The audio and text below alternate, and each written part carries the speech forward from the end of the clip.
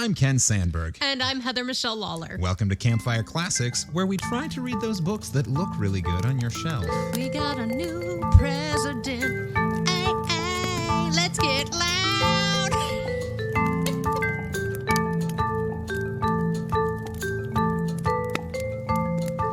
Yes, congratulations. That was you getting loud. Well, that was J-Lo getting loud and dropping one of her own songs into America the Beautiful. Which, I guess you got to do you. That was pretty cool. She had to compete with Gaga's Bird.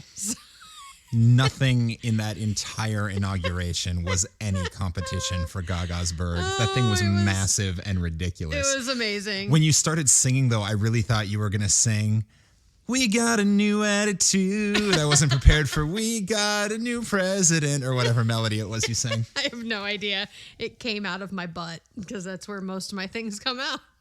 You sing really pretty from your butt. I do. That's called a MFA in acting. I wasn't looking that closely. I just assumed that was coming out of your mouth. But you fart really pretty. I do.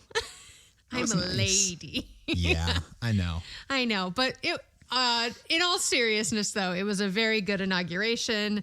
It went off without a hitch. And the concert that night was fucking banging. The inauguration was amazing because Kamala getting sworn in, I straight up cried. Like, straight up. And all the women looked so freaking fierce at that inauguration. And Amanda Gorman, the poet, killed it. Fuck yes, that woman is going to run for president. I call it right now. But yeah, the concert that night was nuts. They had okay, so yes, the concert was great. Also, the musical performances at the inauguration were great. Yeah. I was shocked. Everybody during the inauguration sounded incredible. They sounded fucking fierce. Everybody prepared, and it actually worked out. And I know that there's a pretty good chance that some of them were who were singing Quotey Fingers live were singing to tracks. I get that. Yeah. But if they weren't, whatever, fine, you do you. But if they were singing tracks, they got tracks that sounded fucking great. Yeah. Just everyone's voice sounded fantastic. John Legend. Yeah. Singing Feeling Good. And I love his voice, but he was. There was something about him that was extra hefty, extra meaty. He had some gravity and Demi Lovato's and it was fucking great. It was fabulous. I've slept this week, which has been really strange because I knew I was stressed out especially since the Capitol attacks. Yeah. I knew I was stressed out, but I didn't realize how much that was what was fucking up my sleep. I was not sleeping, Yeah. I was waking up after 2 hours of sleep and then not going back to sleep for 5-6 hours. And for it sucked. And then the night of the inauguration, I slept for 11 hours. I don't remember falling asleep. And I woke up at 11 and was what day is it? Yeah. Yeah. It was amazing. So the world is in a better place now, and that makes me happy. Yeah. So we are going to have to cruise through some of our usual chit-chat time. This is officially our 6-month anniversary. Yeah, it is. We've been recording this thing for half a year. We haven't missed a week yet. Knock on something. Well, we haven't missed a week yet. We can't. Yet. That's not going to change. So, huzzah! And so as a result, we have a lot to. Oh wait. Oh no, do you hear that? I think this is going to slow us down. I hear. Oh, we got to do this too. That's right. Oh no. Oh, but it's so fun. Welcome to True Crimes and a Lie, the game show within a podcast where we try to figure out if we can tell the difference between fake news and real news. All right, America, can you? Let's find out. We're going to figure out. Hopefully we can. So this week is a little bit of a special show. For a lot of reasons. For a lot of reasons.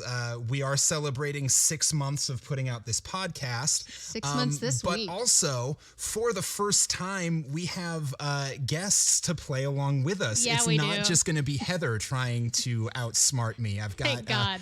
3 other people playing along. You can hear them laughing. Hey. We've got the ladies from Wine Dine and Storytime podcast with us. Could you introduce yourselves? Yeah. I'm Dana. I'm Nidia. And I'm Cindy. Yeah. And we're really excited to play your game. We've listened to a couple episodes, and I think I'm going to be the best, and I'm shooting for a win here. All right. I'm, what am I, 2 for 2? I think you're 2 for 3. 2 for 4 or 3 for 5 or something like that. I'm not winning. I'm not winning the game. So. Heather's doing all right. So for our regular listeners, you guys already know how this game works, but for people who maybe are new listeners for us, regular listeners to our guests, and I suppose for our guests, we should explain the rules. Yeah, tell them what the hell to do. Basically, the way this game works is I'm going to read a quick synopsis of 3 crimes. 2 of them are actual, real, historical crimes, and 1 of them is the plot to a book or a movie or a video game or a short story or a dream I had once, or art some sort of pop media thing, and it's going to be your job to see if you can guess which one is fiction out of the 2 that are historical fact. All right, can't wait. There is also usually a theme that is true in this case as well. So one thing Heather has been very good at is guessing the theme and getting that right. So I have a degree in theater or something. That's all I got. So we'll see how that goes. And listeners at home, please feel free to play along as well. Play along. Let us know how you do. All right, Dana, Nydia, and Cindy playing along. All right. So I am going to read these stories in chronological order. When I've read all 3, everyone will get a chance to say which one they think is the fictional crime before I reveal the final answer. And of course, spoiler alert for not only some cool true crime stories, but also potentially 2 other pop culture things that might be referenced in this game show. Also, I'm going to avoid using actual names. We give them all aliases so that if a name pops up... He did Halloween a few episodes ago, and if he'd said Michael Myers, even I know that. Yeah. So. Right. Mm-hmm. Yeah. This is smart. Yeah. So there's that. All right. So let's just jump into it, shall we? Let's play True Crimes and a Lie with Wine Dine and Storytime. Story number 1. A man that we'll call Mr. L was arrested by the police for a crime he claimed he did not commit. A major bank had been robbed and the vault had been emptied. The vault's security had been completely bypassed, and Mr. L was suspected because he was the man who had just put in the new security system. To make things more suspicious, he had left town right around the time after the robbery. Now, Mr. L claimed this was a coincidence, but the police did not believe it. This is like Shawshank. He's like, it's all too convenient, but you're fucked. You're totally fucked. This is not the plot to Shawshank Redemption. What? Mr. L tried to point the finger at another man, someone who we will call Mr. R, who was a bank employee, and his friend who had come to inspect his work while he was in the vault, but again, law enforcement wasn't buying that. Then something really weird started happening. The money from the robbery started getting deposited back into banks in town in very large sums, including the bank that it was originally stolen from. What? And those deposits were being made by Mr. R's friend, who Mr. L had pointed the finger at. Uh-oh. Not smooth. Not smooth at all. An idiot. Were there no Move. other banks? Yeah. Or move, like change locations, maybe. I don't know. When questioned, he confessed that he had convinced Mr. R, who was a disgruntled bank employee, to help him with the robbery. Because of his confession, and because he had technically already returned the money, he only ever served 1 day in prison. What? Let's all go rob a bank. Shit. That's like buyer. That's buyer's remorse right there. He's like, I don't want to do it anymore. Slowly, like, put it back. Okay. So that's story number 1. Okay, all right. Let that rattle around in your brains for a bit. Okay. See what you think. Mr. L, Mr. R, and Mr. R's friends. Yeah. Okay. Story number 2. This one happens in post-war England. A group of former military officers who I'm going to call the team because it's easier than coming up with an alias for each member of the team. Can we call them the Inglorious Bastards? Yes. So the Inglorious Bastards got together and because they had discovered that they had essentially been put out to pasture after the war. Like the army had let them go and they didn't have anything to do and they didn't have any skills that they could convert into like real world jobs. Now, what they probably should have done is followed the example of General Waverly from White Christmas and just opened up a hotel in Vermont. That is very specific instructions. That's hilarious because that's our favorite Christmas movie. But they didn't. Instead, they decided to rob a bank, figuring that the country owed them some money. That's right. They went out and got some supplies from a military camp, and some reports from these robberies for supplies reported that they used Irish accents, hoping to shift blame over to the IRA. Sneaky. This is smart. See, this is smart move. Even trained actors can't do a real Irish accent, though. Like, you know, these fucking, like, soldiers are like, how about them Lucky Charms? and everyone's like, no. Was Lucky Charms a cereal in the 40s and 50s? I don't know. I don't know. How about them? They're after me, Lucky Charms. the leprechauns. Yeah, this was not good. It was not good dialect work. I'm going to tell you that right now. Anyway, in the end, the heist went off without a hitch, and the men made it out with enough money to make them all rich. The team met back at their headquarters, which was the home of one of the officers, but their celebrations were interrupted in the evening by the arrival of the police. See, it turns out that one of the team members had left his car parked out in front of the bank, and it had been casually noticed by someone passing by during the heist. The police connected this random car, they did good police work. They connected this car to someone who was maybe in the area during the robbery, and they tracked him down after confirming the owner of the car and arrested the entire team. Wow. Well, so far, I think I know the theme, but the other theme is stupid criminals. Yeah, that's what I was gonna say. Another dumb criminal. I think there's 2 themes. Dumb criminals. Good police work, though. Yeah. Bad criminals, good police work. Although not really good police work in that first one, I suppose. And also, I kind of feel for these. That's true. I kind of feel for these soldiers, though, because I mean, they did kind of get screwed. Like that happens here, to, like vets and stuff. Like you know, you go fight for your country, and then they're like, bye. I mean, yeah. You absolutely deserve.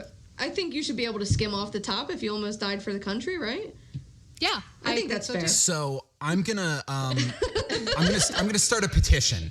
Perfect. And I hope that I can get the 3 of you to sign off on it. And this petition is going to be to pass new legislation that once you make it to a certain rank in the military, if you are let go, you get to rob banks. Yes, with impunity. Yeah, with impunity, absolutely. Yeah. This can go along with the thing where this is the other crime we have that we think. Yeah, this can go along with the thing that there's this theory that the older you get, the more crimes you should be allowed to get away with. Oh, absolutely.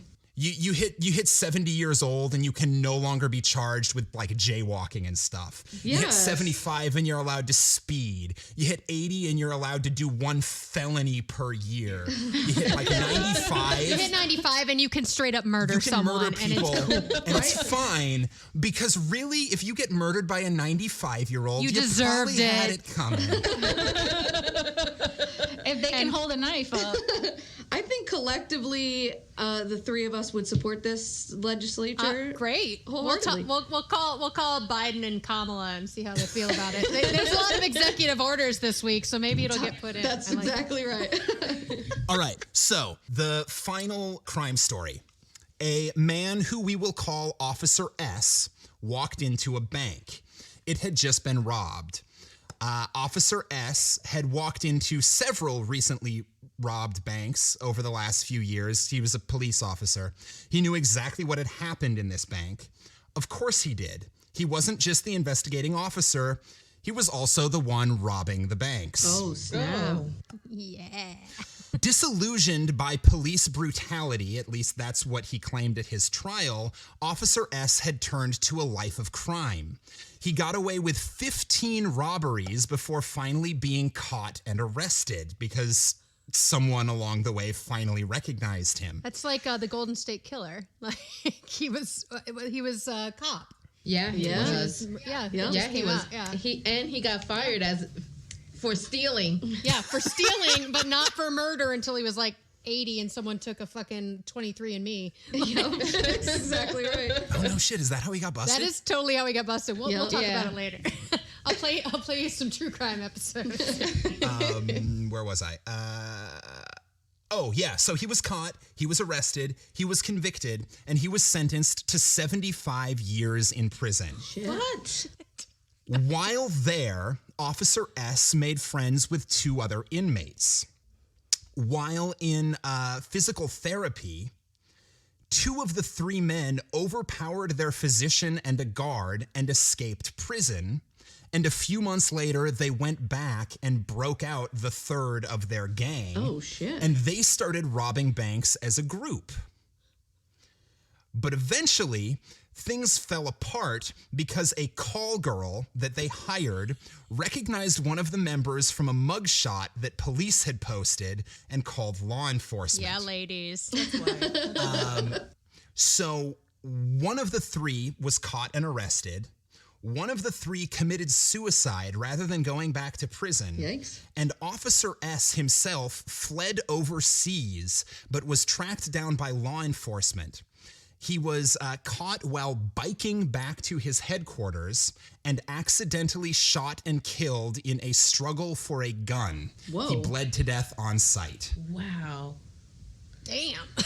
These are not easy cases. These are not easy. No. They're No, not. you gave us some, and we do true crime, so you gave us some hard stuff to think about here. I came to play. I came to told him, play. I was like, you better play this week because I listen to true crime, but like he always he stumps me a lot. All right, so now you can the 4 of you can talk amongst yourselves. What do see we think you're the thinking. theme is? Bank Fine, heist. Bank robberies. Yeah, bank robberies, right? And stupid cops. And stupid criminals. Yes, It's right. like Stupid there were actually criminals. good cop work, but there was always stupid criminals because the cop got caught. So I kind of are we talking this out?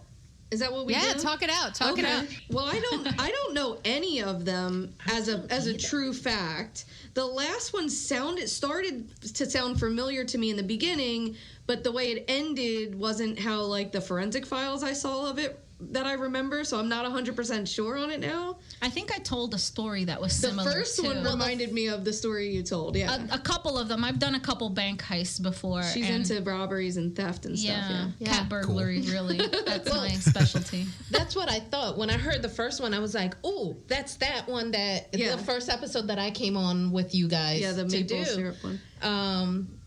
That story. And then I was like, hold up, but that's not how it That's ended. not how it ended. That's all of the endings sort of so were it threw difficult me for me. completely off. So what do you Yeah. think?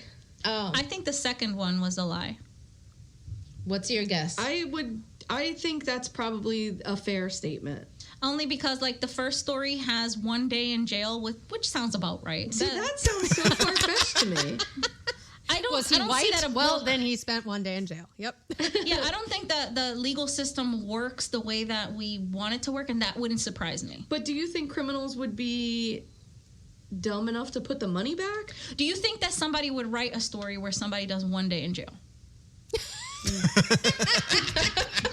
That is legit. That's my logic. I feel like number 3 is like a movie. Is a movie script. Okay. That's how I feel. I kept being like, are one of these going to be Reservoir Dogs? Is this Reservoir Dogs? Oh, I'm sorry. Is this Reservoir Dogs? Where is the Reservoir Dogs? But, Well, and like but- the second one reminds me of, other than their army vets, is it kind of sounds like an Ocean's 11, Right. like Yeah, they all yeah, I got was together trying and to make those yeah. connections. So what do you think? I don't know. I usually go with the most gruesome one, but no one died in this one except for like at the end. So I think your logic is sound. I feel comfortable going with 2 as the fake one. What about you? I'm gonna stay with 3. You're just going with 3? Feels like a movie script. Okay. All right, so we've got a 2, and a 3. And the well, professional? just because I want to cover all our bases, I'm going to go with 1. I'll go with 1. Because I literally have no idea what this winner. All right. So, number 1 is the true story of the first bank robbery in American history. Oh, shit. Oh. Really? It took place in Philadelphia in 1796. Patrick Lyon, the blacksmith, was the man who replaced the locks, and then he left town because yellow fever was sweeping through. Smart. Isaac Davis was the friend of Mr. R, the bank employee. Isaac Davis convinced him to help him get past all of the new security, sneak in, and steal $162,821. What's that now? But I haven't done that math. I don't know. Okay, we'll look it up and A we'll lot. plug it in. $1 million. Yeah, Probably a lot more than that. At least $1 million. Hang on. He's going to do it. I'll go ahead and do it right He's now. going to do it. All right. This is, like, I love that you guys always do this. Because, like, I'm always like, what is that now? It's important information. $162,000. Oh, you're not even giving me. It's like, Conversion I don't rates. understand 1786. You will get the answer when I plug it in post. And Everyone cover their mouths. It happens right now. Okay. As promised, I did look it up in post. $162,821 in 1796 today comes to roughly $3,212,458.33. So anyway, yeah, that's that story. And sure enough, because there weren't that many banks in town and he didn't feel comfortable just like keeping it in his mattress, he started depositing it back. That and is when so huge sums of dumb. money started getting returned right back to the bank he stole it from. Yeah. One day in fucking jail. That's so funny. Meanwhile, Patrick Lyon spent months in jail because the police didn't believe he had nothing to do with it. And it took them, well, they tried to figure it out. Yeah. That being said, that's kind of like what Nydia said when she says, aren't there any more banks out here? Well, that would explain it, being that it was that far back. There was only the one bank. It was probably the only one bank. There's 3 banks. Yeah. Story number 2 is the plot to the 1960 film The League of Gentlemen. Oh, shit! I have totally seen that movie like when I was a kid with my dad because he loves some old movies. I have seen that. Oh, man. I saw the updated no one, but years ago. lose.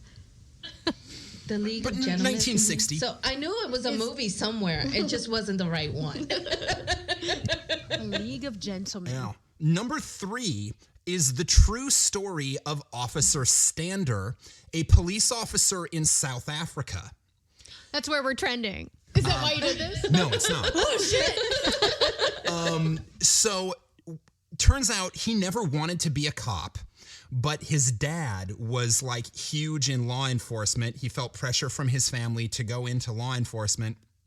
And his unit or whatever was took part in the thing that made him really stop believing in police work. They were ordered to shoot and kill during a riot of black South Africans. And he claimed that completely disheartened him and disillusioned him to the whole police force. And that's why he turned to a life of crime. Fuck love yeah, it. dude. We support that. I support him. When he started robbing banks, his method was he put on a wig and a fake mustache, walked in, walked up to the teller, handed them a bag, pulled out a gun, and said, "Fill it." Wow. That was it. That's the movie. That is what they do in like cartoons. That was his whole move. Sounds effective. So when he fled the country, he maybe unsurprisingly escaped to Florida, which is Why? where he because it's far from South Africa. Not Florida. But so that's where he ended up being shot accidentally by police in a he was struggle in Florida. in a struggle for the officer's shotgun. Wow. And he bled out and died before emergency response could get there. That's not surprising, actually. It's Florida. You get shot in Florida for looking the wrong way. That's Florida crazy. man. All right. Wow, this was so much fun. I love won. that. Where's my prize? I won too. You won. You Yeah, piggybacked off of me. congratulations. I guess your names will go on our winners wall, There we go. Okay. which is not a thing that we have yet, but we'll start one now. Oh yeah, we should put it on the website. We'll add it to the website. We'll add a winners wall. Yeah. Currently, I like that. it would I only dig be that. your name at this point, so it'd be nice to have an addition with having us. Yeah, I would like I've lost more than I've won, so this I is would good. like a brick on the winner's wall dedicated to me. And we are building this wall together. Okay, All right. we will build that wall. But we won't make Mexico Wait, pay for it, though. wait. No, we definitely won't. We'll build the wall We'll build it around Mar-a-Lago. around Mar-a-Lago and keep them in. Yeah, I like that. I want Mexico to pay for that wall. I think Yeah, they would I think they would pay for that wall, honestly. absolutely pay for that one. They might. Well, So- it's small enough. I'll bet we could get a couple of individuals to volunteer to just be like, nah, fuck it. We're walling them in. Yeah. I'm in. I'm I unemployed. think I'm so. unemployed right now. I'm like, fuck it. I'll go down there. Bring your gloves and a hard hat. It'll be fun. So before we go, tell us a little bit about your podcast. So we have that to like, if you guys want to give us a little bit of action on yours. Sure. So we're Cindy is our newest addition. She cooks for us each week, themed usually about the podcast. And Nydia and I will tell a story about, whatever we find interesting or funny. Sometimes we have guests, but we really haven't had any since COVID. But I think we're working on getting some new ones coming here shortly. And So the way that I like to explain it is as if Oprah was on the cooking channel and teamed up with Dateline and had this like podcast baby, but on the Food Network. okay. So we eat, tell true crimes, sometimes have a guest tell true stories that, crazy shit that's happened to them, like, yes. Given up for adoption by mistake or, crazy survival stories or things like that. And we also dabble in mysteries unsolved and all kinds of shit like that. Awesome. Well, we both want the pumpkin cheesecake recipe from last week. It was delicious. Legit. That sweet potato cheesecake sounds potato. awesome. Sweet potato cheese. It was great. It was really delicious. Yes. Yeah, that cheesecake was pretty good. I've been getting really good at making cheesecake. I was always very intimidated by them. And since the podcast, I came on board making a cheesecake. Yes, it was you did. A maple bacon cheesecake. We're not mad at it. Yeah. Yeah. It was delicious, and it was also our heist episode.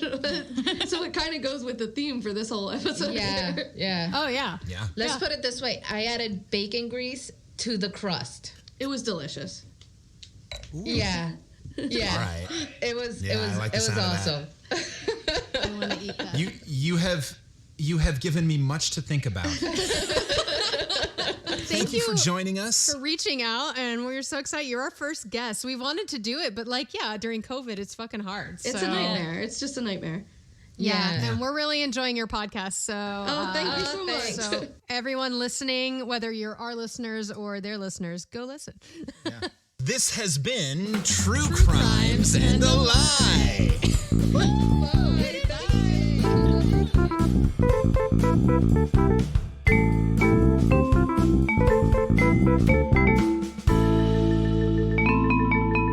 That was delightful. That was so much fun. That was so much fun. Those ladies are badass, and I really enjoy their podcast. Yeah. And I also very much enjoy them Yeah. and their girl power spirit. It Yeah, makes yeah, me very yeah. happy. So go check them out. Go follow them on Spotify, Apple Podcasts. They're on Podbean as well. Like that's their host, like us. So go give them a follow and buy them a coffee or something on their website. And You can do that for us too if you're feeling like it. Because they bought us a coffee, actually. They sent us a coffee, and so did Kevin from Jury Room podcast. He sent us like 5 cups of coffee. Which is why I'm feeling so wired today. I feel so good, y'all. I slept and I have had so much coffee. And now we're having wine. So it's like, this is a legit quarantine day. Yep. Coffee to wine. Coffee and wine. Good day all around. Yeah. But since that took some time, we should probably just jump right into the story. Should we do it? Yeah. Let's get some fun facts. Yeah. All Start right. with that. I like that plan. We are going to have a new author today. All right. This is the life tales and fun facts of Edith Wharton. Okay. Edith Wharton. I got all these facts from Horror Delve, Wikipedia, and the Edith Wharton Society page. Great. And she's a prostitute too. No, she's you got them not. You got them from Horror Delve? Horror. Damn it. She's going to haunt your ass tonight. So Edith Wharton, fascinating. We are recording this on Sunday, the 24th. Yeah. Which is her effing birthday. Oh, and holy shit. I did not pick it because of that. So she was born January 24th, 1862. All right. So happy 100 and birthday, Edith. Good.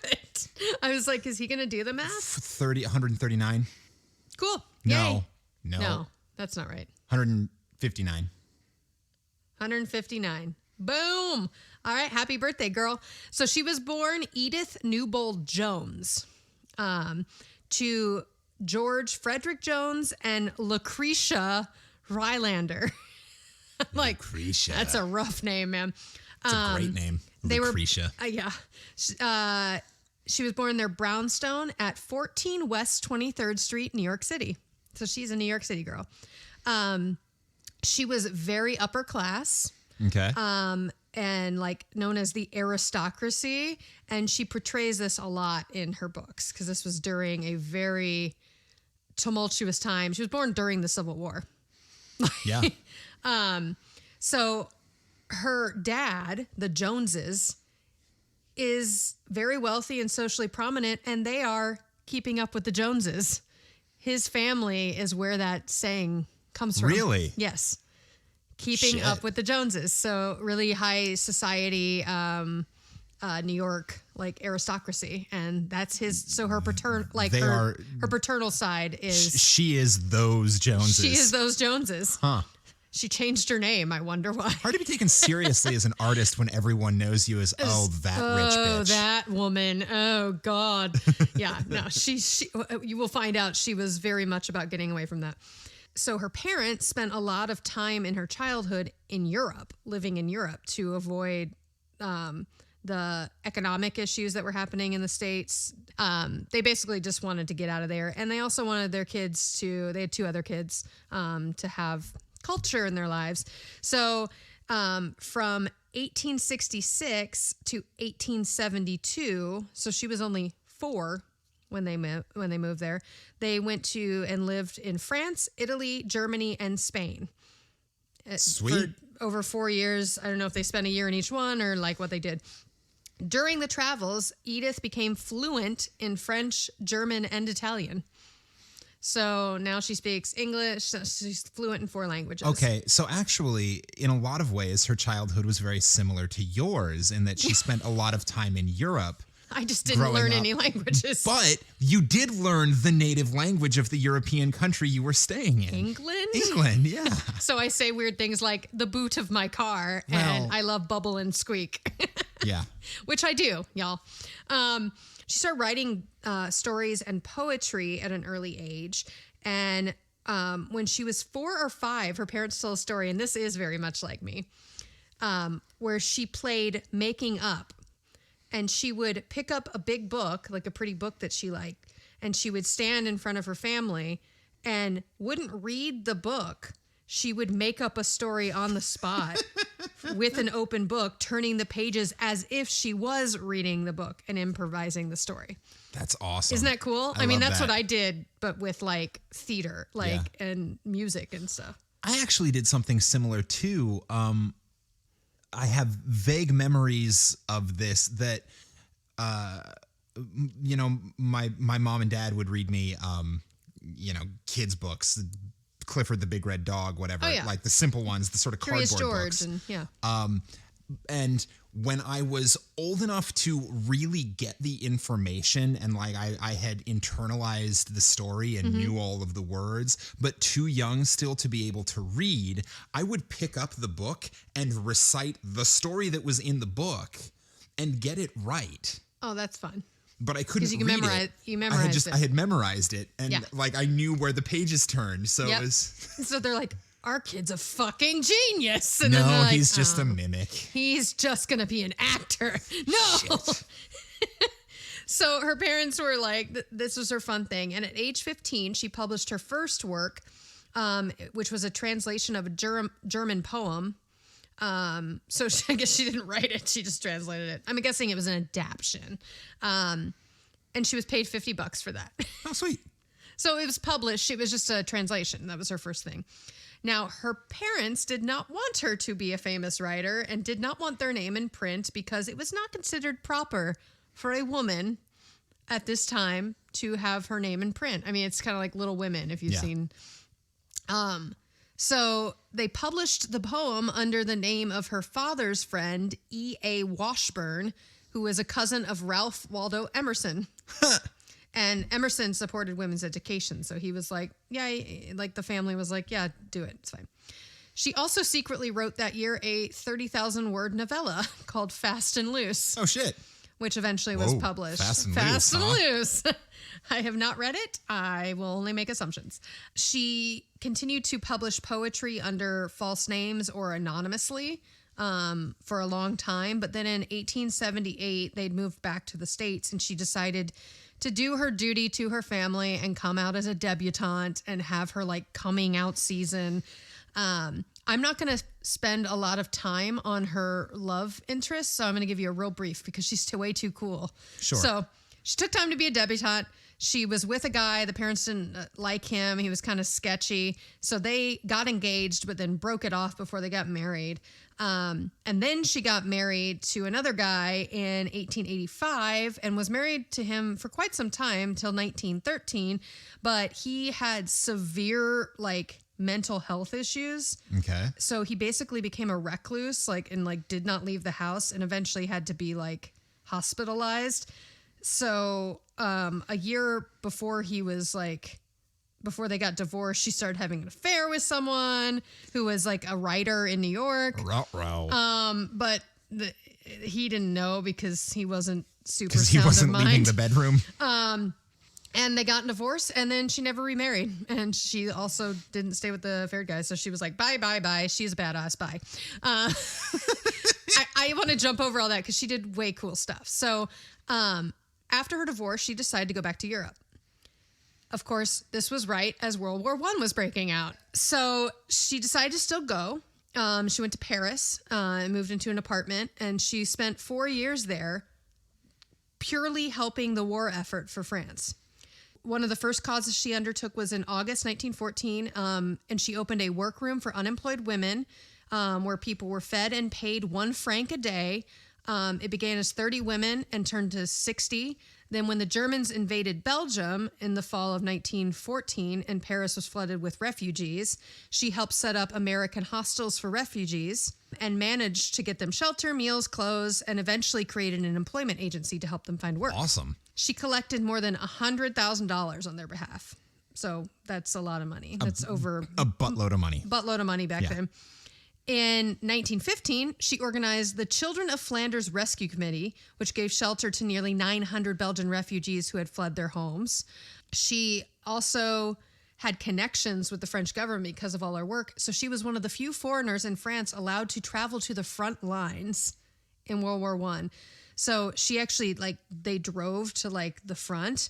And she described in a series of articles that were first published in Scribner's magazine that she was traveling in a car and she said, quote, "We woke to a noise of guns closer and more incessant. And when we went out into the streets, it seemed as if overnight a new army had sprung up out of the ground." So she was like up in there. She was in it. Throughout the war, she was like tirelessly doing charitable efforts for all the refugees, the injured, the unemployed, the women, displaced. And in 1916, she was awarded the title of Chevalier in the French Legion, which is the highest honor you can receive in France.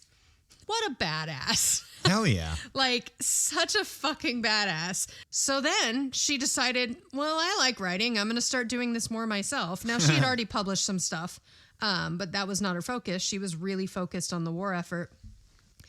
Despite not publishing her first novel until she was 40, Wharton became an extraordinarily productive writer. In addition to 15 novels, 7 novellas, and 85 short stories, she published poetry, books on design, travel, literary and cultural criticism, and a memoir. The Age of Innocence, which came out in 1920, won the 1921 Pulitzer Prize for Literature. She was the first woman to ever win the award. Hell yeah. Right? And actually, it was made into a movie directed by Martin Scorsese in 1993, starring Daniel Day-Lewis, Winona Ryder, and Michelle Pfeiffer. Huh. So we're going to be watching that. Yeah, gonna need to track that down. She was also honored on U.S. postage stamps September 5th, 1980. And she was inducted into the National Women's Hall of Fame in 1996. I feel like I am a bad literature fan, a bad feminist, and frankly, a bad American for not having any idea who this person is. I feel the same, and that's why I'm pretty fucking excited that that this came up, and I started doing research, and I'm like, holy crap, this woman's like kick the fuck ass. And anyway, she has a very fun life, so I'm sure we'll read more of her because there is so much more that I couldn't go into. But today, you will be reading Miss Mary Pask. All right. First published in the Pictorial Review, April 1925. So it actually just came into public domain. Oh, cool. It was it's 1925 was when it was first published. So awesome. It is also one of those. And this was suggested to us by Carrie Laban from Thinking Horror and Naomi Black from Classic Literature are two of the Facebook groups we follow. All right. So we had 2 suggestions from 2 different groups. Very cool. Well, thank you, Carrie and Naomi. Yeah, badass. We're excited. Thank you and for roll. leading us to this woman. All right. Shall we start this fire? Let's start the fire. Miss Mary Pask by Edith Wharton. It was not till the following spring that I plucked up courage to tell Miss Bridgeworth what had happened to me that night at Morgott. The following spring? Following what? After it happened. Oh. She just said that. No, it was not till the following spring just makes me think like, oh, we're picking up in the middle of a thought. Yeah, I mean, yeah, kind of. It's like, I'm going to testify what happened to me. Yep. And it happened last spring, so it took a year for me to get the courage to tell the story. It was not till the following spring that I plucked up the courage to tell Mrs. Bridgeworth what had happened to me that night at Morgott. In the first place, Mrs. Bridgeworth was an American, and after the night in question, I lingered on abroad for several months. Not for pleasure, God knows, but because of a nervous collapse supposed to be the result of having taken up my work again too soon after my touch of fever in Egypt. But in any case, if I had been door to door with Grace Bridgeworth, I could not have spoken of the affair before, to her or to anyone else. Not till I had been rest-cured and built up again at one of those wonderful Swiss sanatoria where they clean the cobwebs out of you. That is the nicest term for mental hospital / treatment center I have ever heard in my life. I like the idea of a Swiss sanatoria. It's very pleasant sounding, and I imagine that they nurse you to health with hot chocolate. I know, I was going to say chocolate. Just chocolate all day. I could not even have written to her, not to save my life.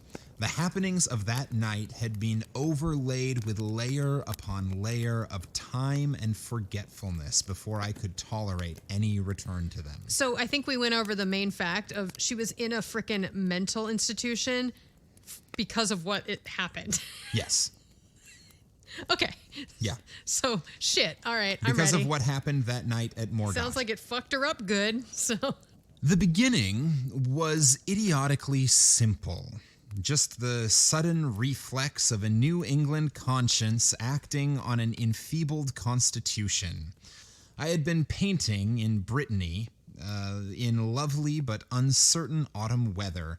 One day all blue and silver, the next shrieking gales or driving fog. England. Fucking England. There is a rough little whitewash... it's not England, actually. Brittany is in France. Oh, yes, that's true. Part of France, right across the English Channel. Fucking France. Fucking France. There's a rough We love little... you, France. And England. There is a rough little whitewashed inn out at the Pointe de Raz, swarmed over by tourists in summer, but a sea-washed solitude in autumn. And there I was staying and trying to do waves when someone said, "You ought to go over to Cape something else, beyond Morgoth." I went and had a silver and blue day there. And on the way back, the name of Morgoth set up an unexpected association of ideas. Morgoth, Grace Bridgeworth, Grace's sister, Mary Pask. You know, my darling Mary has a little place now near Morgoth. If you ever go to Brittany, do go to see her. She lives such a lonely life. It makes me so unhappy. Uh-oh. That was the way it came about.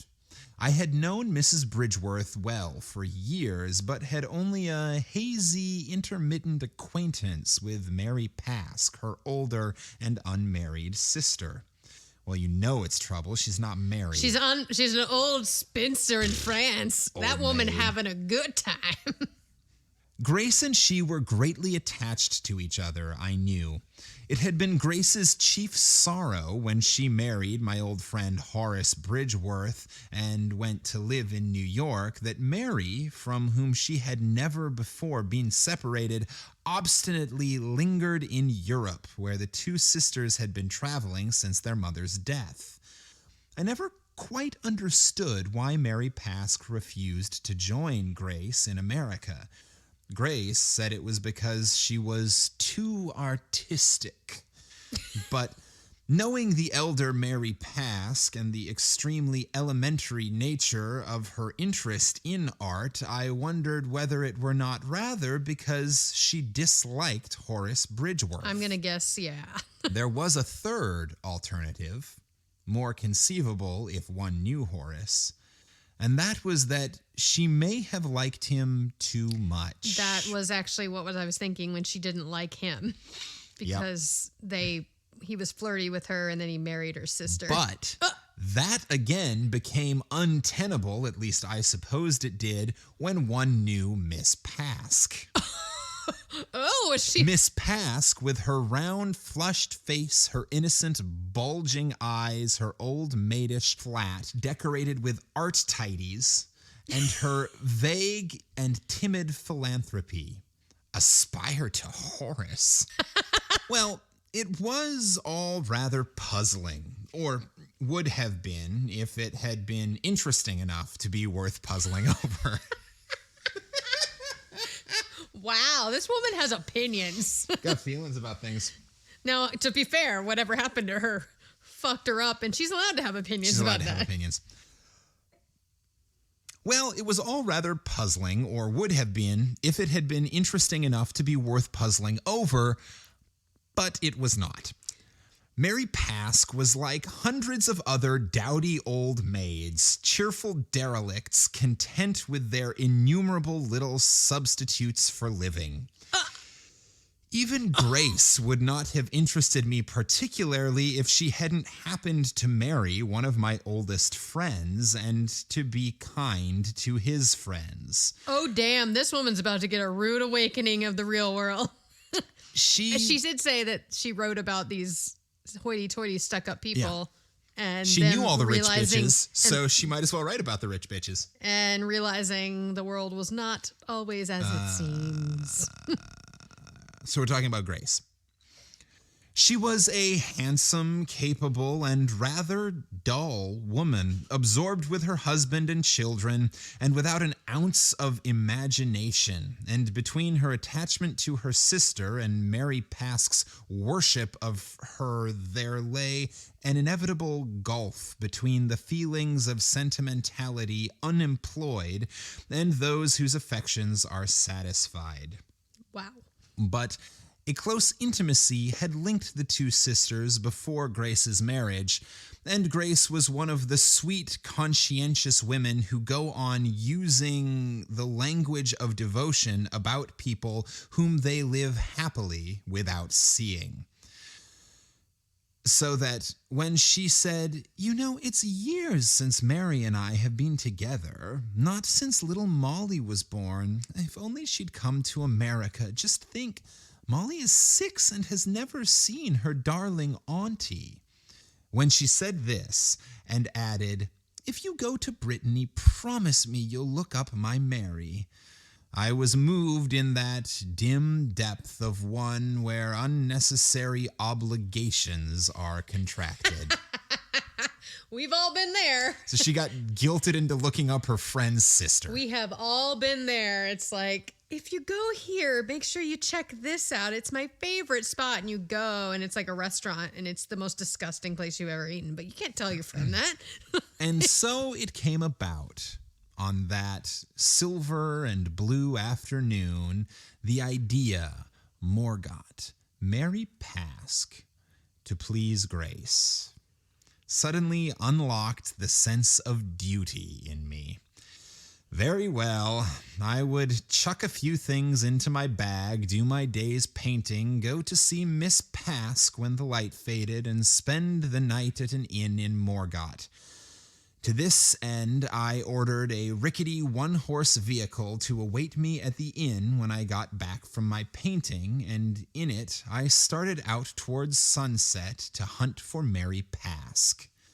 As suddenly as a pair of hands clapped over one's eyes, the sea fog shut down on us.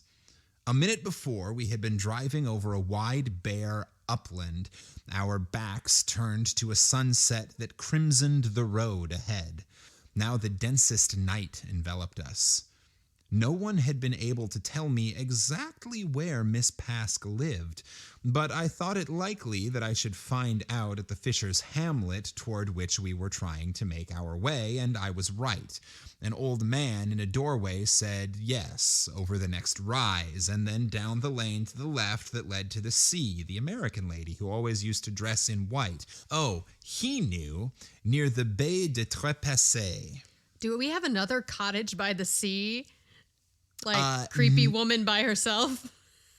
Well, possibly. Because in the vampire one. I think it's a bay, not by the sea. Well, it's by the water. a water view cottage with a mysterious woman. And it is already firmly established as an unsettling story. As this is not going to turn out well. So I'm going to get myself a cottage by the sea and just creep people out. I want to be on like House Hunter's waterfront property or something and like get me a waterfront cottage just to scare people. Never mind being a cat lady. You're going to become a ghost lady. Fuck yeah. I'm a ghost lady. I'm going to like bring ghosts and like I'm going to buy all the haunted objects that I can and just like live by the sea and open an Airbnb that people write about for decades. Instead of accidentally becoming like the creepy old lady who lives in the spooky house on the corner, gonna do it on purpose. Hell yeah. Intentionally cultivate it. It'd be like if in Sandlot, if James Earl Jones was like, no, fuck it, I'm gonna terrify these kids. I'm gonna buy the biggest, meanest, scariest looking dog. Oh my God, the Sandlot. I'm gonna do it on purpose. Forever. Yes, but how can we see it to find it? I don't know the place, grumbled the reluctant boy who was driving me. Shut up and do your job. Pretty much. You will when you get there, I remarked. Peasant boy, drive me where I tell you to. Yes, and the horse foundered in the meantime. I can't risk it, sir. I'll get into trouble with the patron. Oh, I've assumed that the narrator was a woman. Is it a man? I think it might be a man. Oh, even weirder. Because the author is a woman and because the title of the book was Miss Mary Pask, I just assumed that the narrator was a woman. Oh, I have been envisioning a woman too. And all the painting and stuff. Well, men can be painters, but that was very much a thing of the time for women of upper class to go to Europe and paint. That's also in Little Women. Amy, the youngest one, goes and lives in France and just paints. Yes, and the horse foundered meantime. I can't risk it, sir. I'll get into trouble with the patron. Finally, an opportune argument induced him to get out and lead the stumbling horse, and we continued on our way. We seemed to crawl on for a long time through a wet blackness, impenetrable to the glimmer of our only lamp. Dude, I would be like, I'll come back tomorrow. This is not... It's not that important. This is asking for it. She and her sister both kind of bore me. What am I doing? Well, and it now it's creepy and you don't know this person and you're going to show at their house in the middle of the darkness in a fog. That's creepy. And they don't know you're coming. That's creepy. Now you're creepy. But now and then the ball lifted or its folds divided. And then our feeble light would drag out of the night some perfectly commonplace object, a white gate, a cow's staring face, a heap of roadside stones, made portentous and incredible by being thus detached from its setting, capriciously thrust at us, and as suddenly withdrawn. After each of these projections, the darkness grew 3 times as thick, and the sense I had had for some time of descending a gradual slope now became that of scrambling down a precipice. I jumped out hurriedly and joined my young driver at the horse's head. "I can't go on. I won't, sir," he whimpered. "Why, see, there's a light over there, just ahead." The veil swayed aside, and we beheld 2 faintly illuminated squares in a low mass that was surely the front of a house. "Get me as far as that, then you can go back if you like." The veil dropped again, but the boy had seen the lights and took heart. Certainly there was a house ahead of us. There's a light over at the Frankenstein place. There's a light. What? Burning in the fireplace. No!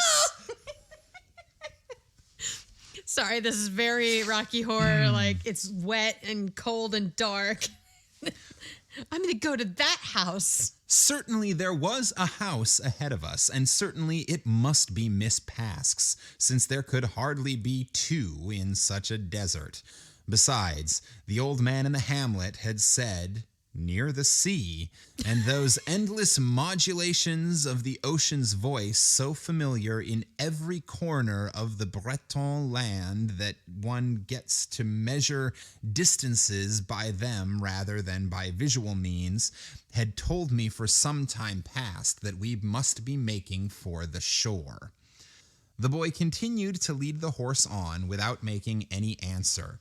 The fog had shut in more closely than ever, and our lamp merely showed us the big round drops of wet on the horse's shaggy quarters. The boy stopped with a jerk. "There's no house. I just jumped when you... We're going straight down to the sea." "But you saw the lights, didn't you?" "I thought I did, but where are they now? The fog's thinner again. Look, I can make out trees ahead, but there are no lights anymore." "Perhaps the people have gone to bed," I suggested jocosely. Jocosely. Oh. That's the one to look up. Adjective. Given to or characterized by joking, jesting, or humorous and playful. Ah, okay. His typical lively and jocose So manner. jocosely or jocularly. Jocularly. Perhaps the people have gone to bed, I suggested jocosely. Then hadn't we better turn back, sir? Yeah, that's what I'm thinking. I'm like, you don't show up at someone's fucking house once they're sleeping. Well, I mean, I don't know when the story's set, but predates phones. Well, yeah, but You like, can't call ahead. maybe go when the sun comes up, not when the sun's going down. This person is not okay. Like, It's also sort of bad planning, especially if our narrator, especially since our narrator is a guy, for a single man to be arriving at the home of a single woman in the middle after sunset. of, yeah, that sounds like a different kind of play. This is Then hadn't we better turn back, sir? What? 2 yards from the gate? The boy was silent. person's so pompous and Certainly there was a gate ahead, and presumably behind the dripping trees some sort of dwelling. Unless there was just a field and the sea whose hungry voice I heard asking and asking close below us. No wonder the place was called the Bay of the Dead. oh yeah, go turn around. Go get a room at that like hamlet you stopped the in. little fishing village. And head out in the morning. But what could have induced the rosy, benevolent Mary Pask to come and bury herself there? Of course, the boy wouldn't wait for me. I knew that. The Baie de Trapassé, indeed. The sea whined down there as if it were feeding time, and the Furies, its keepers, had forgotten it. There was a gate. My hand had struck against it. I felt along the latch, undid it, and brushed between wet bushes to the house front. Not a candle glint anywhere. If the house were indeed Miss Pask's, she certainly kept early hours. Night and fog were now one, and the darkness as thick as a blanket. I felt vainly about for a bell. At last my hand came in contact with a knocker, and I lifted it. I love when you feel around in the dark and your hand comes in contact with a knocker. Yeah, although I don't usually lift at that point. That's true. I mean, it's like boing. Maybe some squeezing, maybe some honka-honkaing. Okay. But lifting is not what I go to. I mean, maybe you're It's relieving their back issues. When I grope around in the dark and feel a knocker, I'll just lift in the future. In the wet fog. Gross. The clatter, which fell, sent a prolonged echo through the silence. But for a minute or two, nothing else happened. "There's no one there, I tell you," the boy called impatiently from the gate. But there was. I had heard no steps inside, but presently the bolt shot back and an old woman in a peasant's cap pushed her head out. She set her candle down on the table behind her so that her face, areoled with lacy wings, was in obscurity. No fucking... Are you serious? Aureled.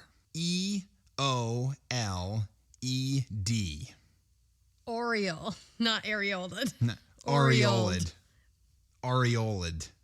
Which is a radiant light around the head or body of a representation of a sacred personage. So it's like a halo. Like a halo, yeah.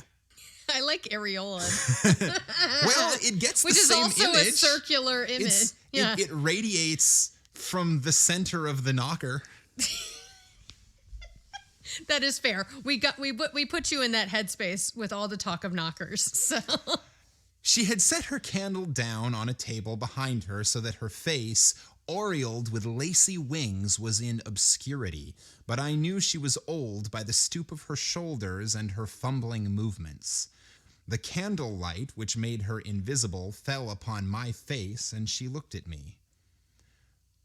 This is Miss Mary Pask's house? Yes, sir. Her voice, a very old voice, was pleasant enough, unsurprised, and even friendly. I'll tell her, she added, shuffling off. Do you think she'll see me? I threw after her. Oh, why not? The idea, she almost chuckled.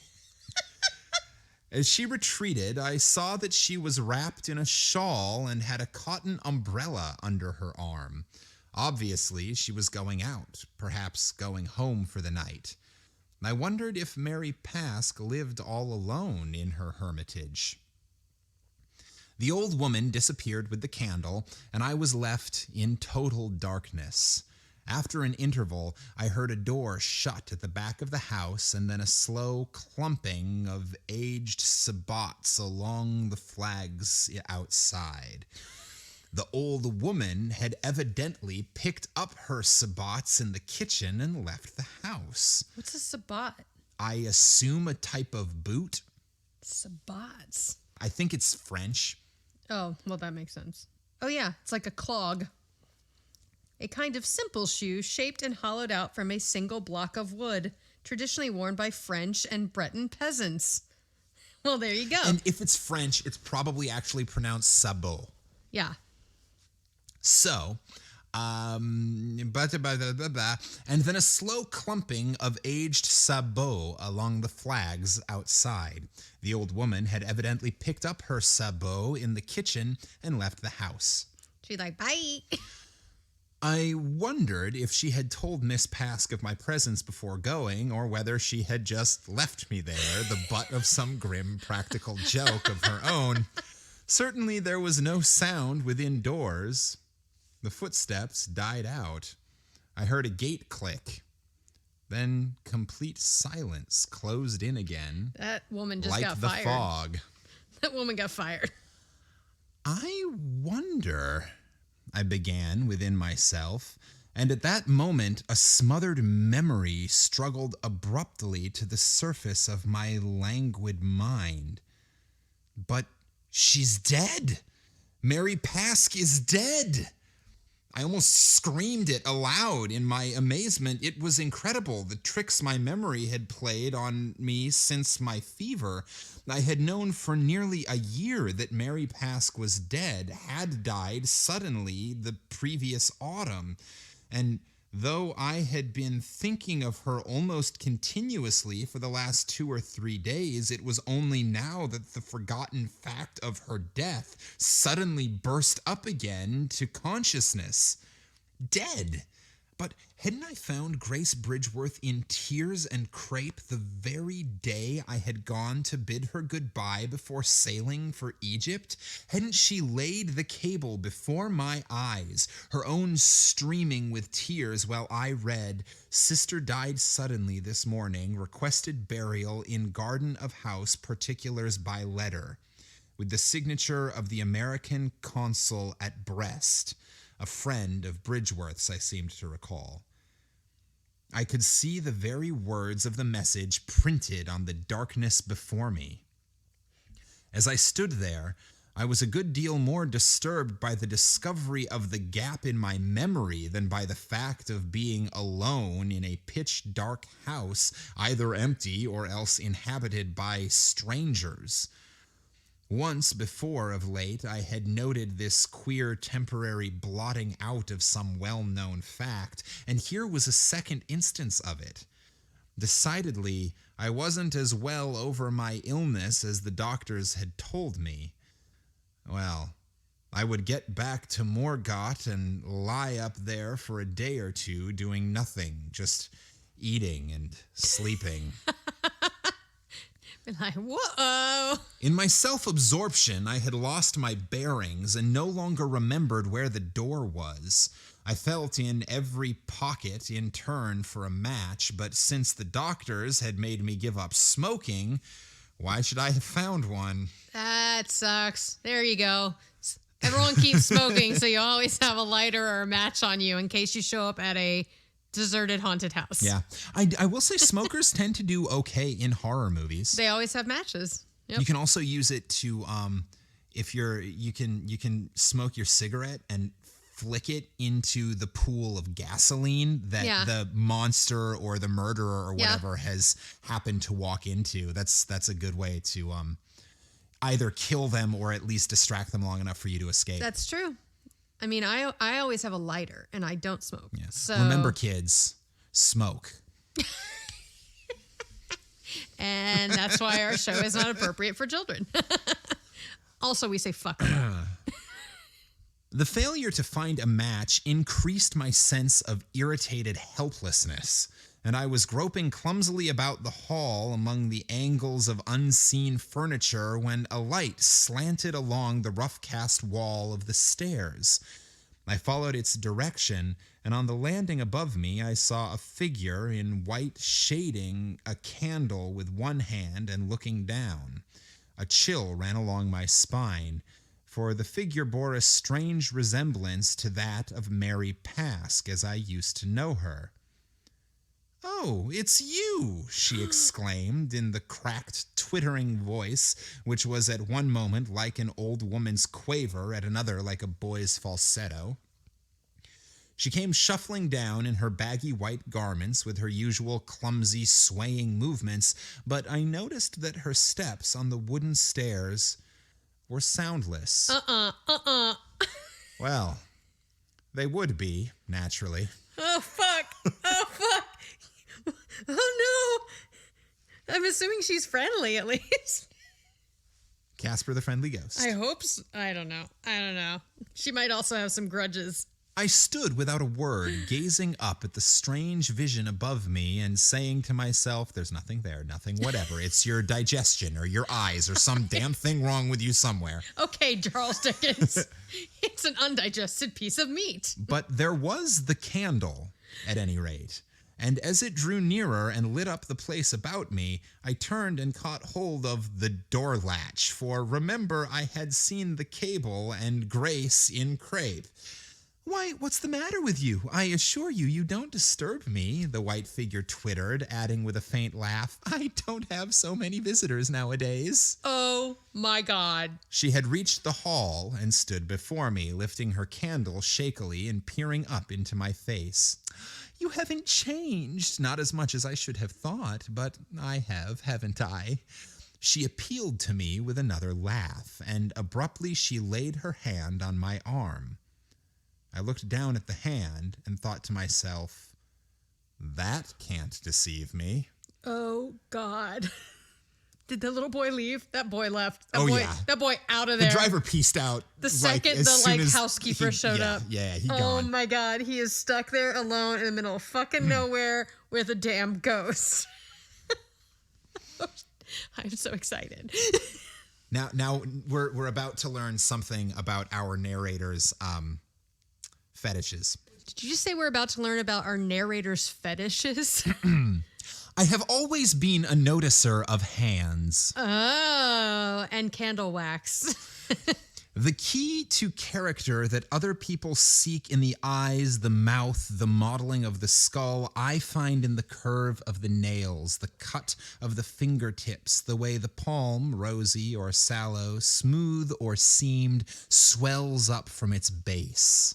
I remembered Mary Pask's hand vividly because it was so like a caricature of herself, round, puffy, pink, yet prematurely old and useless. Oh my God, rude. And there, unmistakably, it lay on my sleeve, but changed and shriveled. Somehow, cold? like one of those pale, freckled toadstools that the least touch resolves to dust. Well, to dust? Of course.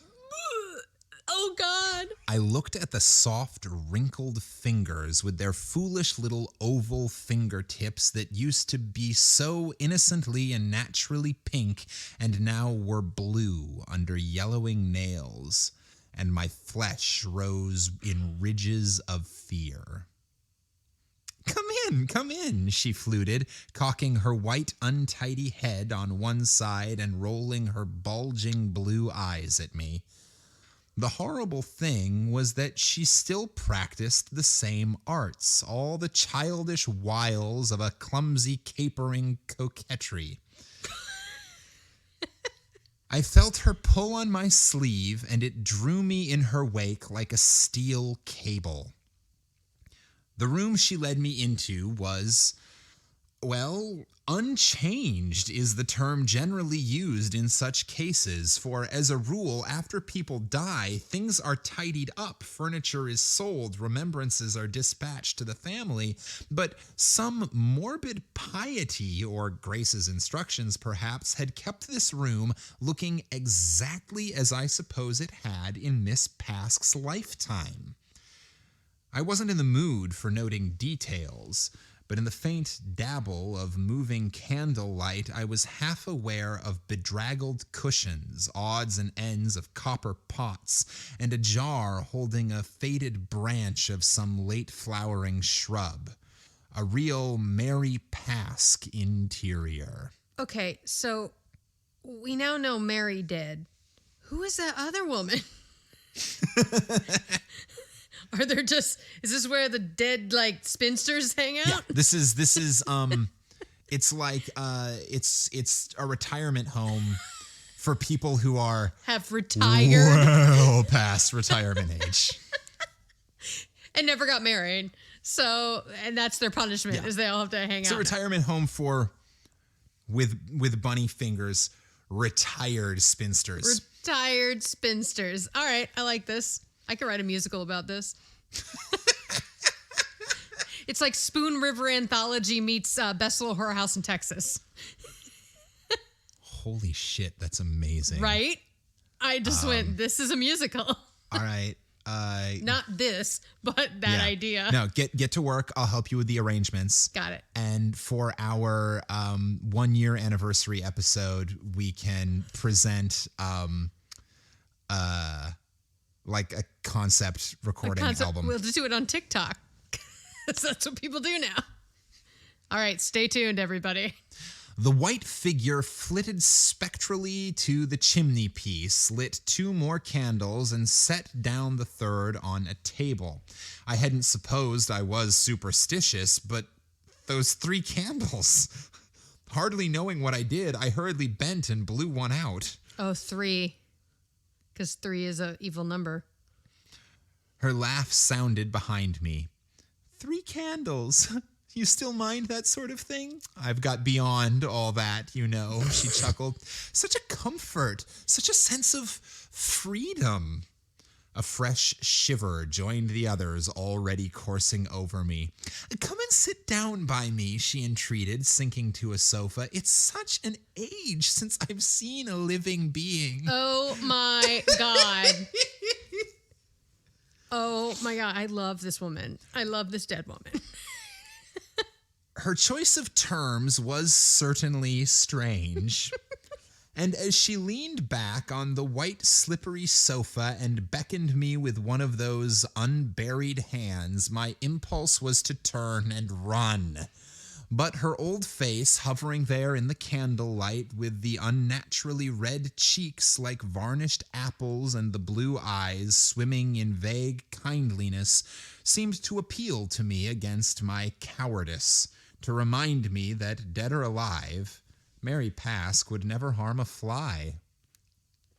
Do sit down, she repeated, and I took the other corner of the sofa. Yeah, I mean, if this is a ghost, if it's actually Mary Pask and not like a demon, like who's taking over her body, which maybe that's what we're going, but like, cool, I'll sit down and have, like I said, I want a cottage by the sea where I get to invite like the ghosts and like, can you imagine an Airbnb where you can be like, yes, come stay at my Airbnb. You will have a lovely conversation with a ghost while you stay here. Come stay at my Airbnb. I've been dead for 15 years. It's cool. And I just play dead the whole time. I'm like all in white and a Victorian garb and shit. People are like, oh my God. Come on over and have a great stay. 5 stars. No good internet. The reviews are like, the Wi-Fi sucks, man.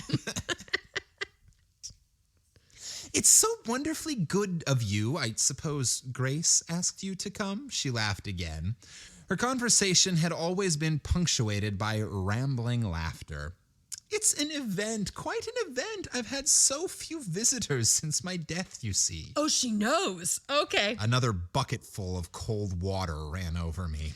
But I looked at her resolutely, and again the innocence of her face disarmed me.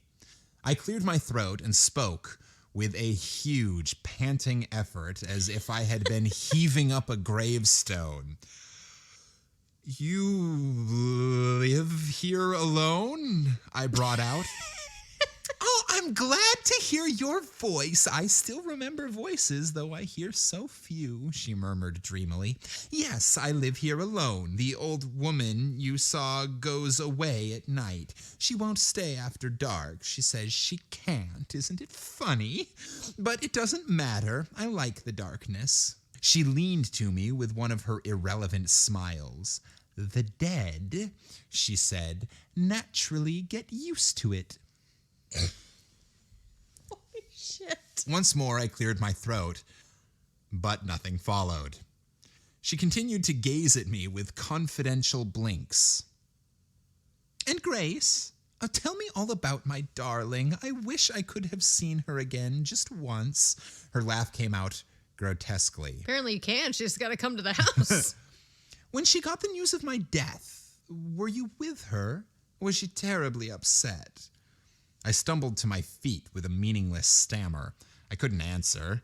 I couldn't go on looking at her. Oh, I see. It's too painful, she acquiesced, her eyes brimming. Then she turned her shaking head away. But after all, I'm glad she was sorry.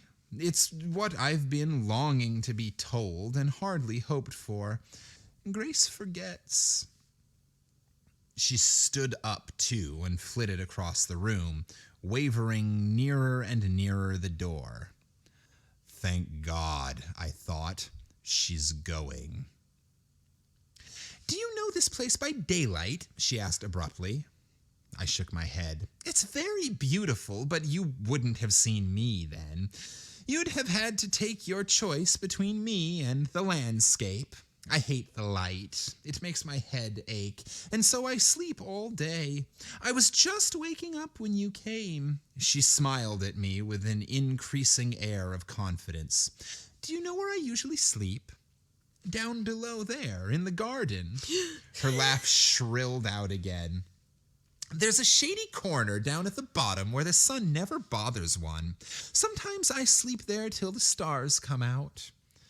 The phrase about the garden in the consul's cable came back to me, and I thought, after all, it's not such an unhappy state. I wonder if she isn't better off than when she was alive. Perhaps she was, but I was sure I wasn't in her company. And her way of sidling nearer to the door made me distinctly want to reach it before she did. Yeah. In a rush of cowardice, I strode ahead of her, but a second later she had the latch in her hand and was leaning against the panels, her long white raiment hanging about her like grave clothes. She drooped her head a little sideways and peered at me under her lashless lids. You're not going, she reproached me. My God. I dived down in vain for my missing voice and silently signed that I was. Going away altogether? Her eyes were still fixed on me, and I saw 2 tears gathering in their corners and run down over the red, glistening circles on her cheeks. Oh, but you mustn't, she said gently. I'm too lonely. Oh, no. I stammered something inarticulate, my eyes on the blue-nailed hand that grasped the latch.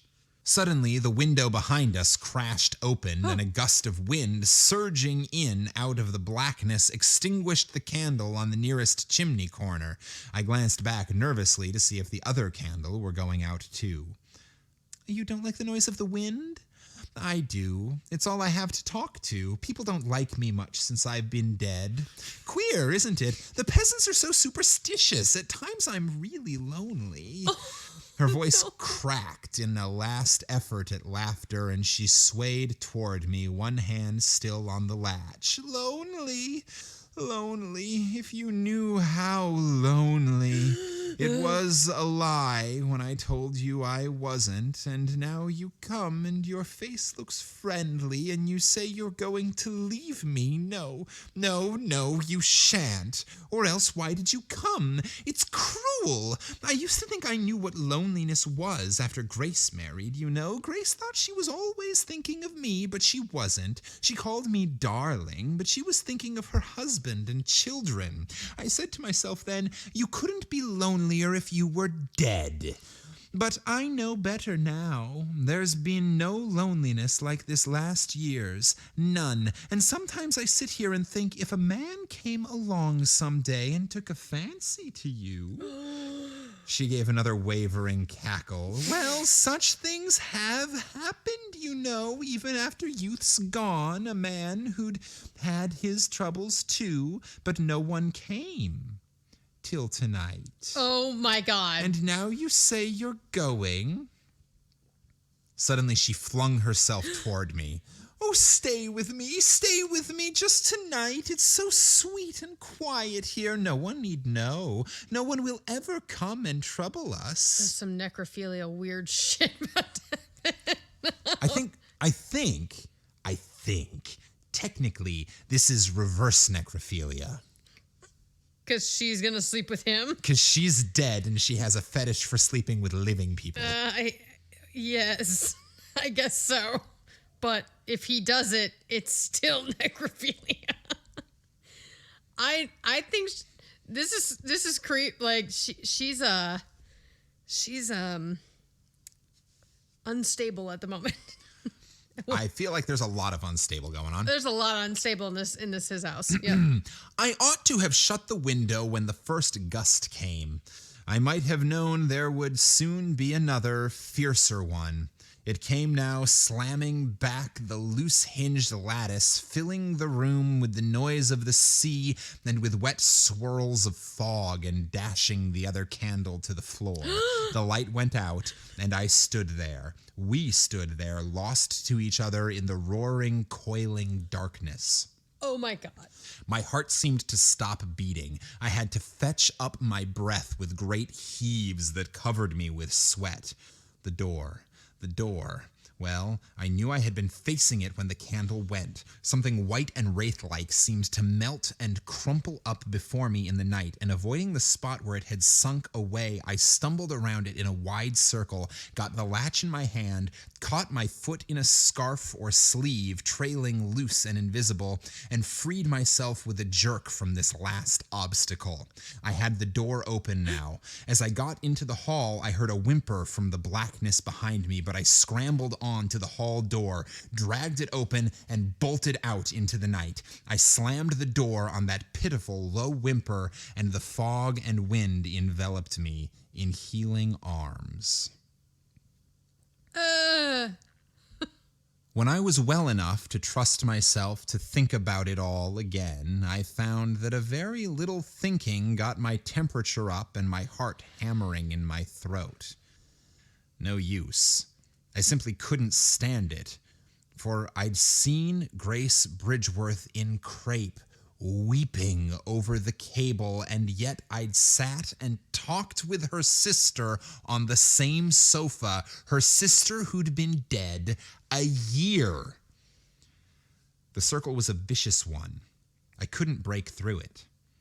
The fact that I was down with fever the next morning might have explained it, yet I couldn't get away from the clinging reality of the vision. Supposing it was a ghost I had been talking to, and not mere projection of my fever.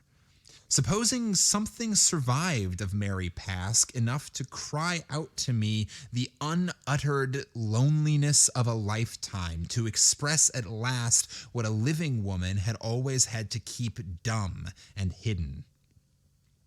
The thought moved me curiously in my weakness. I lay and wept over it. No end of women were like that, I supposed, and perhaps after death, if they got their chance, they tried to use it. Old tales and legends. Proper women don't throw themselves at men, but once they're dead, it's like, give me a deep dickin'. What?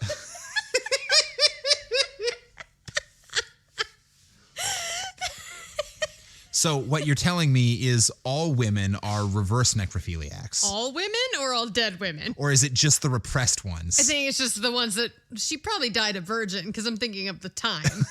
Like she wasn't in it because of her stature. She wasn't allowed to. Is it over? No, it's not. Okay. Deep dicking made him throw down the iPad. No, I think it's it's that whole theory if you don't want to die a virgin. Like there is that thing. Like that is a common thing that people say because sex is like it's a very natural human experience. Whether it's with a man or a woman, same sex, like whatever your preference, like you want to experience love and lust. You want those, like you want that. So if this woman probably didn't have that happen because this was the 1800s, early 1900s, and women, the like lower classes, like you'd go to a bar and like hang out and like whatever, but like when you were like aristocracy or like, which these people clearly were, you don't do that. That's just like not what you do. So I just want to clarify. Yes. Your theory is that everyone who dies a virgin comes back as a ghost with the goal of getting some? I hope so. I fucking hope so. It's a gift to humanity. Orgasms are a gift to humanity. I'm so glad my parents listened to this podcast. I think A Gift to Humanity might be the title of this episode.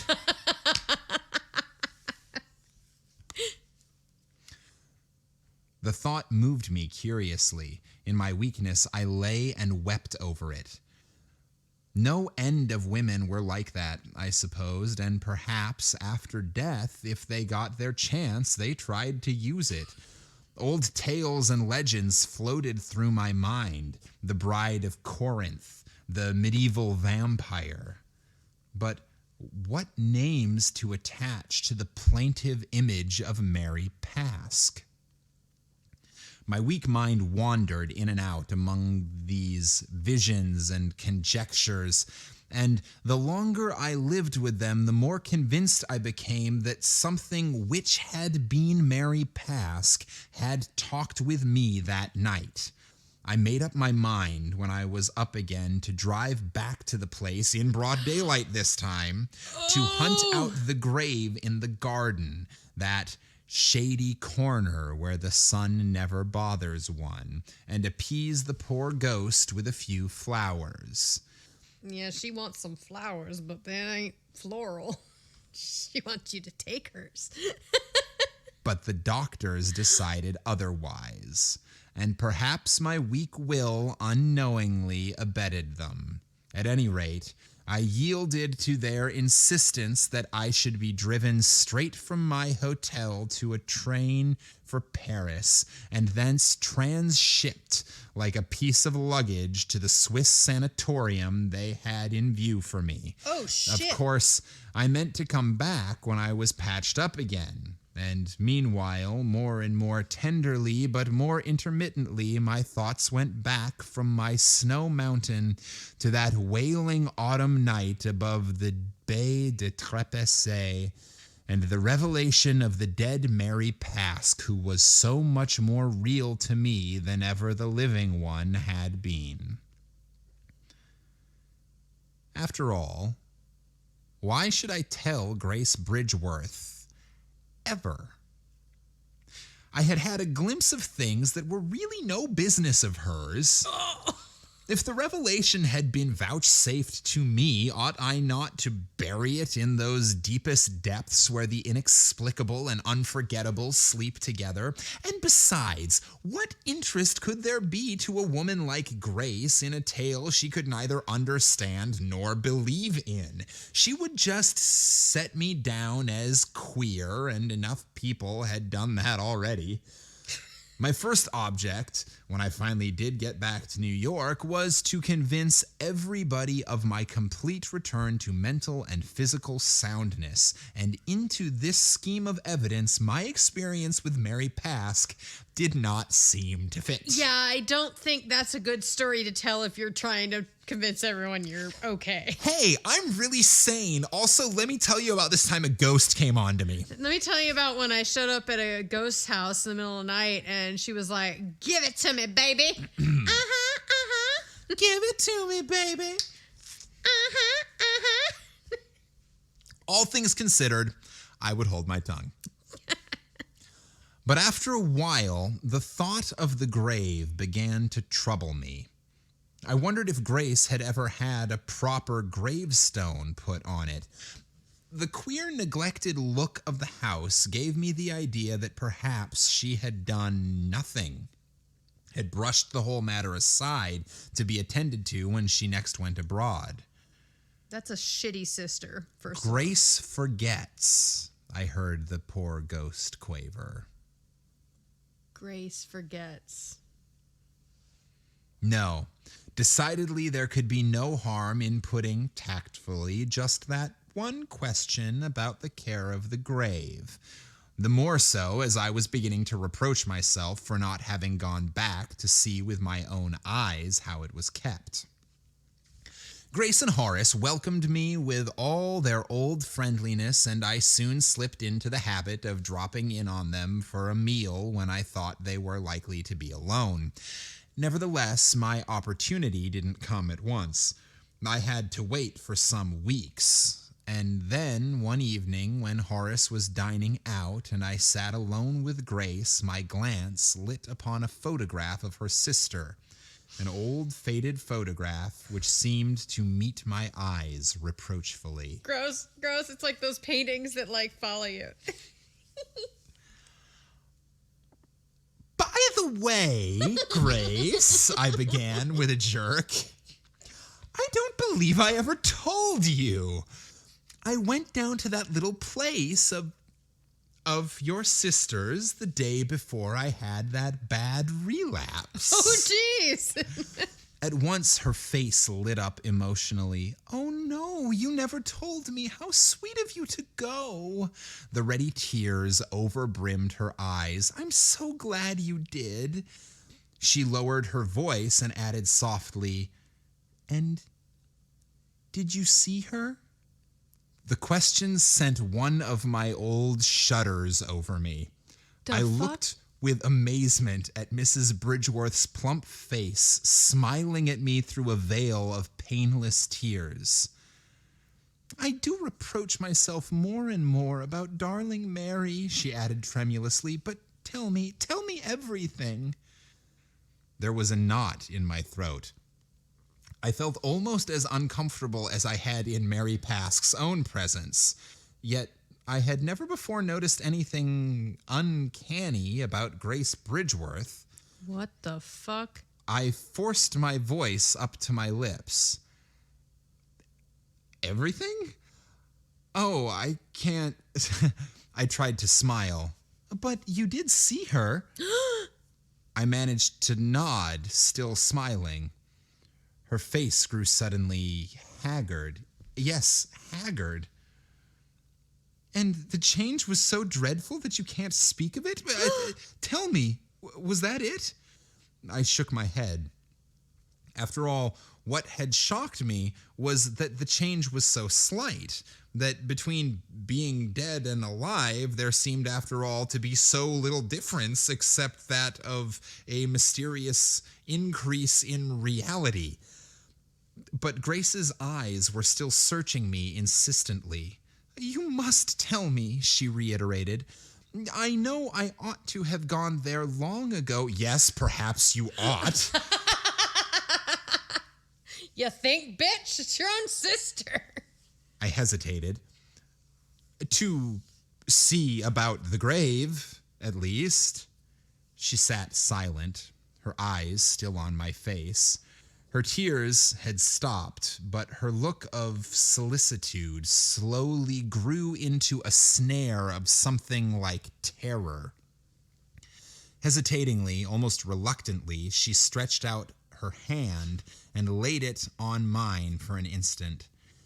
"Dear old friend," she began. "Unfortunately," I interrupted, "I couldn't get back myself to see the grave because I was taken ill the next day." Yes, of course, I know," she paused. "Are you sure you went there at all?" she asked abruptly. "Sure? Good Lord!" It was my turn to stare. "Do you suspect me of not being quite right yet?" I suggested with an uneasy laugh. No, of course not, but I don't understand." "Understand what?" "I went into the house. I saw everything, in fact, but her grave..." "Her grave?" Grace jumped up, clasping her hands on her breast and darting away from me. At the other end of the room, she stood and gazed and then moved slowly back. "Then, after all, I wonder..." She held her eyes on me, half fearful, half reassured. "Could it be simply that you never heard?" "Never heard? But it was in all the papers. Don't you ever read them? I meant to write. I thought I had written, but I said, at any rate, you'll see it in the papers. You know I'm always lazy about letters." "See what in the papers?" "Why, that she didn't die. She isn't dead. There isn't any grave, my dear man. It was only a cataleptic trance. Oh, An my God. extraordinary case, the doctors say, but didn't she tell you all about it? If you say you saw her..." She burst into half hysterical laughter. "Surely she must have told you that she wasn't dead." "No," I said slowly. "She didn't tell me that." See, she wasn't. We talked about it together for a long time after that. Talked on till Horace came back from his men's dinner after midnight. Grace insisted on going in and out of the whole subject over and over again, as she kept repeating it was certainly the only time that poor Mary had ever been in the papers. But though I sat and listened patiently, I couldn't get up any real interest in what she said. I felt I should never again be interested in Mary Pask or in anything concerning her. Oh, fuck that. See, That is a story that I am going to have to reread. yeah. See, she never. So remember when I went back and I was like, she never said that she died. She just said that she doesn't concern herself with that anymore. She had a near-death experience. So she's not superstitious anymore. So she sleeps all day because she's been sick. And the light hurts her eyes. Like migraines. Like, she wasn't dead. I thought she was going to say that. The old lady who leaves at night The housekeeper is a ghost? that, died, and they mistook the body because no one really knew them or something like that or whatever. But what? That was so good. That was so fucking good. That was no wonder so she won the cool. first Pulitzer for a woman. Fuck yes. Holy shit. That was a ride. That one took me places. I wish we'd been videotaping that one because I kept being like, Dear listener, across the sofa from me as we were recording this, Heather was doing many a delightful clutch of the pearls. It was fabulous. oh my God, that was creeping me out. And I actually got like shivers a few times. I was like, what? I was like, oh no. Holy shit. Yeah, that right there, that's a good one. So it's a ghost story without a ghost. Yeah. And it was terrifying. Thank you, Carrie and Naomi. Yeah. Now I know why two people from two different groups two different recommended it, genres of love recommended that. That is creepy as hell. That feels like a really good 6-month anniversary story. I think so. Because there's a little bit of there's ghost story, there's horror, there was a lot of humor. Yeah. A ton of humor in it. And in a way, it was a very self-aware narrator, which was fun. Yeah. You know that bitch flew back to no, he didn't fly. He took a boat back to France and he had to. He specifically says right at the end. Well, he didn't write that on his deathbed. that he never again. I'm sorry. Going to, I know how the mind works, and if he doesn't go see for himself that person is not dead, I feel like I don't know. I feel like yeah. I mean, I feel like I would go back because I would feel a need to be like, so I thought you were dead. Funny story. Yeah. I thought you were a ghost. Anyway. We're going to wrap this up because this is a long episode, but yeah. Holy shit. That was fantastic. So thank you for tuning in. Hope you enjoyed that one. Let us know what you thought of this story. Let us know what other stories you'd be interested in hearing or what other types of stories you'd be interested in hearing. We love titles. Also, please let us know how you did on this week's True Crimes and a Lie. Yeah. Yeah, because I'm assuming we have some first listeners probably on this one. Yeah. So, go to www.campfireclassicspodcast.com, or we are on Facebook, we're on Twitter, we're on Instagram, and we are on the TikTok. But you can find us, and our host is Podbean. You can buy us coffee.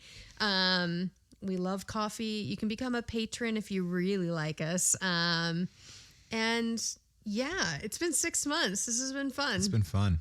This has been a highlight of my quarantine for damn sure. Yeah. And hopefully we're a highlight for yours. So thank you.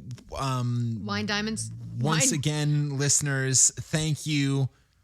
Wine, Dine, and Storytime. There we go. Got that one out right. Until next time, this has been Campfire Classics, where we try to read those books that look really good on your shelf. I'm a horny ghost. Just kidding. I'm not a ghost.